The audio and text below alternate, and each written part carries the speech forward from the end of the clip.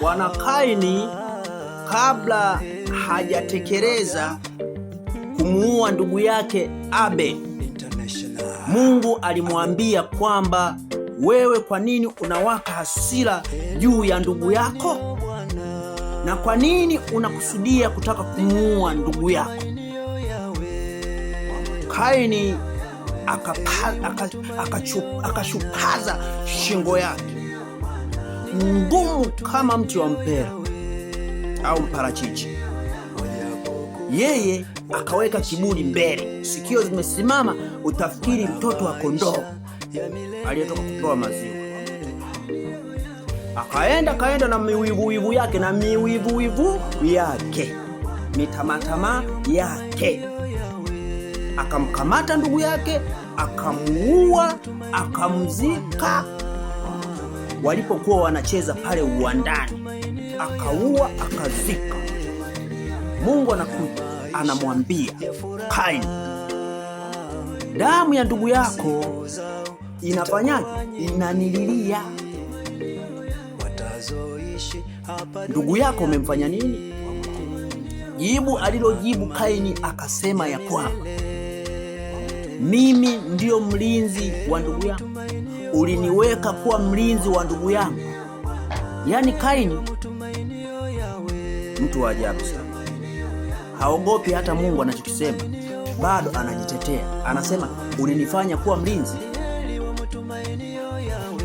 ulinifanya kuwa mlinzi. Maana sasa amesimama kama anataka kumsuta Mungu. Hebu angalia watu wasiokuwa na adabu, anasimama kumsuta Mungu kwamba mimi uliniweka kuwa mimi ndio mlinzi wa ndugu yangu, hali akijua kwamba alichokifanya nakijua. Kashupaza shingo, kafanya siri, yani alichokifanya siri, lakini kwa Mungu ni wazi. Ndivyo ilivyo kwa wanadamu wa leo. Chochote unachokifanya sirini, chochote unachopanga kutekeleza sirini, Mungu anaona. Yani panakuwa peupe kama hapa, sio kama unga, kama hapa. Yani pale unapoona peupe, huwezi kujificha, Mungu anaona. Na kwa bahati mbaya malipo huaga yanaanzia duniani, na kama vile tunavyopewa thawabu duniani. Maana inasema kwamba, Biblia inasema kwamba mara 100 duniani. Petro aliuliza akasema, Bwana, tumekufuata, tutapata nini? Tumeacha familia zetu, tumeacha majumba yetu, tumeacha miradi yetu ya kuvua samaki, tutalipwa nini? Tutapata nini? Yesu akasema mara 100 duniani, kisha ufalme wa mbinguni. Mara 100 duniani, kisha ufalme wa mbinguni. Maana yake kumbe duniani malipo ni mara 100, mbinguni ni muendelezo, yani ni moja kwa moja, yani mema moja kwa moja. Kama ulitenda mabaya, jehanamu moja kwa moja. Umeona bwana? Kwa hiyo kumbe hata ile slogan ya kusema kwamba tumwachie Mungu, jamani, najua sisi binadamu hatujakamilika, uongo. Mwanadamu anajua kosa kabla hajalifanya kosa. Kwa nini useme mwanadamu hujakamilika? Kwa nini usingesema kwamba mimi sijakamilika na nitakuwa ni jihadhari kuto kufanya kitu fulani kwa sababu sijakamilika? Umuombe Mungu. Biblia inasema kwamba mtuisheni yeye fadhaa zake zote, fadhaa zenu zote mtuisheni yeye. Kwa nini hukumtuisha mapema? Unagundua ni kiburi cha uzima. Mwanadamu ana kiburi cha uzima. Mwanadamu ana kiburi, ni ukweli, ana kiburi, lakini kiburi chake ni kama vile kuku anayefugwa na mfugaji. Wakati ya mchana akimkuta akitafuta vyakula, kama anataka kumkamata amchinje, yule kuku ni rahisi kuteleza. Lakini anachokifanya yule mfugaji, anamsubiri tu, pale atakapoingia zizini ataenda kumkamata,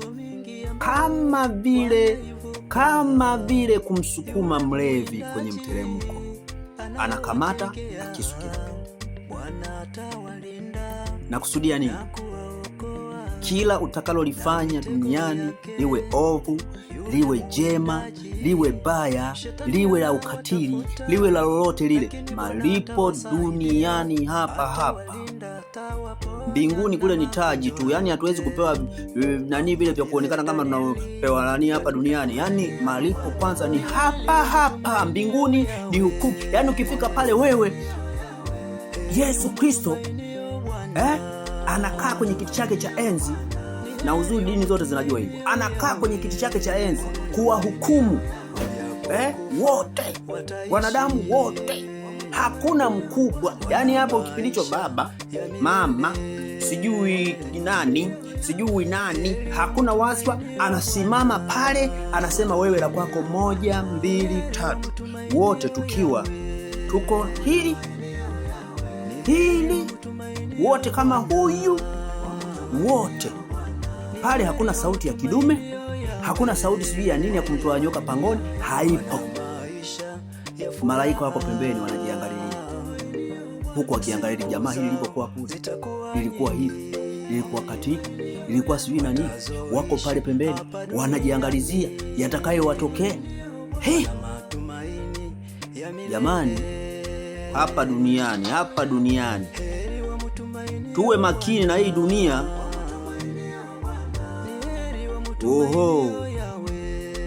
Usijisahau. Ukilamba sukari ujue kuna kurudia tena. Sijui ukasema kwamba ninalamba tu kidogo, ngoja nilambe nyingi, alafu niwe tayari nishamaliza. Ukimaliza inakutaka tena uilambe tena. Unakuja kugundua duniani watu wengi wamekalia kuti kavu. Ukiua kwa upanga utakufa kwa upanga. Biblia inasema utakufa kwa upanga, sio kwa kisu, kwa upanga. Asubuhi njema.